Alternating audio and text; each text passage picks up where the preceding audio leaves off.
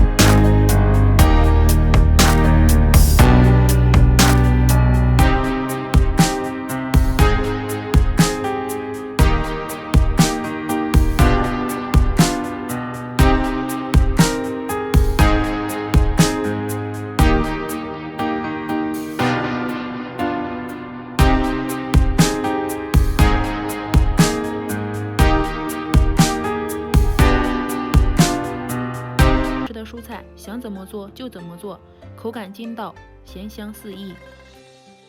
第二种做法就是煮着吃，配上自己喜欢吃的汤头就可以。我这里准备的依旧是西红柿鸡蛋。手擀面的这种新做法特别适合懒人，只需要辛苦一次，7天不早起，而且吃法多样性，可以天天不重样。装入保鲜袋，放进冰箱冷藏，7天不坏。是不是超级简单，懒到家的做法？喜欢就试试吧。我是阿胖，谢谢您的观看。